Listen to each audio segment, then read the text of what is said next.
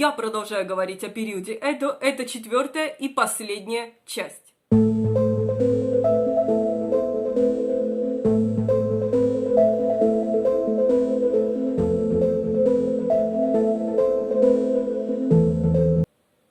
Окончанию периода Эдо способствовали различные причины, но часто упоминается такая причина, как Канагавский договор. Результат открытия Японии миру коммодором ВМС США Мэтью Перри, чья армада, известная японцам как «черные корабли», открыла огонь. Иностранные вторжения способствовали обострению сложной политической борьбы между Бакуфу и коалицией его критиков.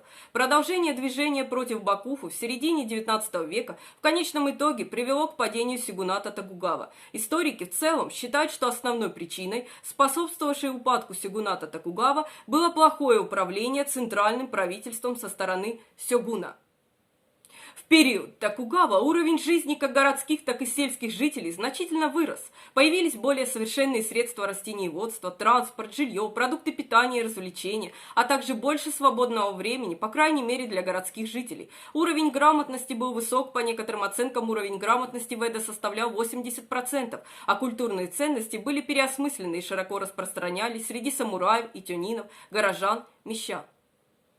Экономическая деятельность выходила далеко за рамки ограничительного характера гильдий, распространилась торговля и развилась денежная экономика. Хотя правительство жестко ограничивало деятельность торговцев и рассматривало их как непроизводительных членов общества, самураи, которые постепенно оторвались от своих сельских связей, сильно зависели от торговцев и ремесленников в вопросах потребительских товаров, художественных интересов и займов.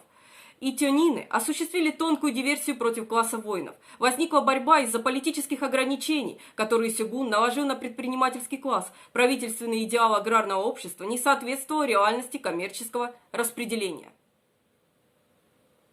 Возникла огромная правительственная бюрократия, которая теперь находилась в состоянии застоя из-за своего несоответствия новому эволюционирующему общественному порядку. Ситуация усугублялась тем, что в первой половине периода Токугава численность населения значительно возросла.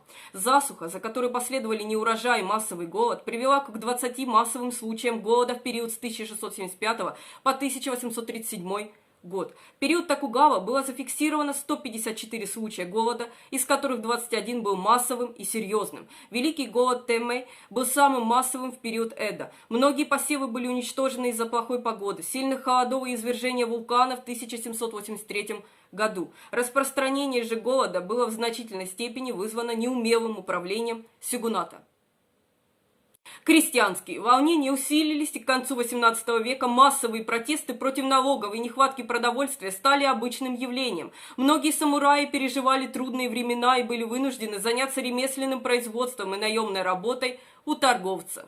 Хотя Япония смогла приобрести и усовершенствовать широкий спектр научных знаний, стремительная индустриализация Запада в XVIII веке привела к существенному разрыву в технологиях и вооружении между Японией и Западом, вынудив ее отказаться от своей политики изоляции Сококу, что способствовало падению режима сёгуната Токугава.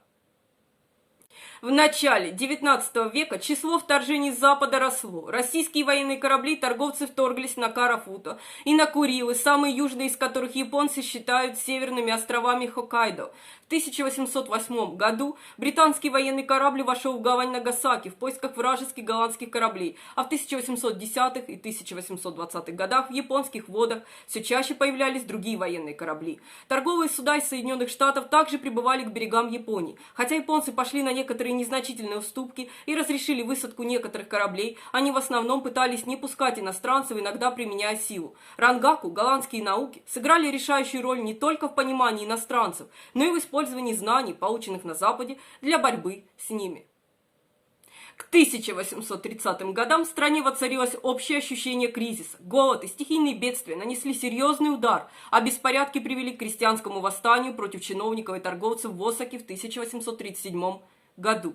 Хотя восстание продолжалось всего один день, оно произвело сильное впечатление. Советники сёгуна настаивали на возвращении к воинственному духу, ужесточении ограничений на внешнюю торговлю и контакты, подавлении рангаку, цензуре литературы и искоренении роскоши в правительстве и самурайском классе. Другие стремились к свержению сёгуната Токугава и придерживались политической доктрины Сонодзёи «Почитай императора, изгоняй варваров» или «Да здравствует император, долой варваров», которая противостояла иностранному влиянию. Было приказано провести дополнительные реформы, особенно в экономическом секторе, чтобы укрепить Японию перед лицом западной угрозы.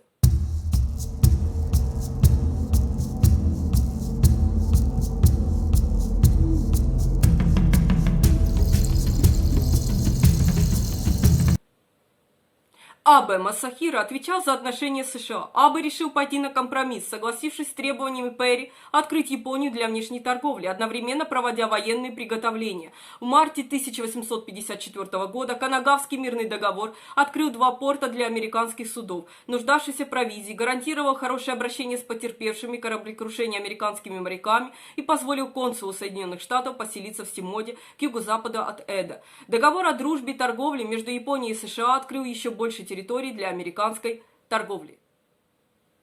В результате Бакуфу был нанесен значительный ущерб, девальвация цен на золото в Японии стала одним из непосредственных и колоссальных последствий. Европейские и американские трейдеры закупали золото по его первоначальной цене на мировом рынке, а затем продавали его японцам втрое дороже. Наряду с этим дешевые товары из развитых стран, такие как хлопок, заполнили рынок, вынудив многих японцев покинуть бизнес. Дебаты по поводу политики правительства были необычными и вызвали общественную критику Бакуфу. В ходе реформы Ансей Абе попытался укрепить режим.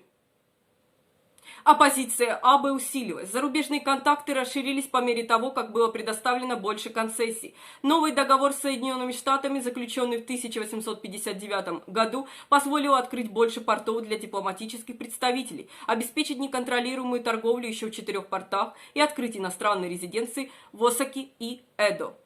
В нем также была воплощена концепция экстерриториальности. Иностранцы подчинялись законам своих стран, но не Японии. Придворные чиновники, видя слабость Бакуфу, впервые за много столетий внезапно втянули Киото и императора во внутреннюю политику Японии.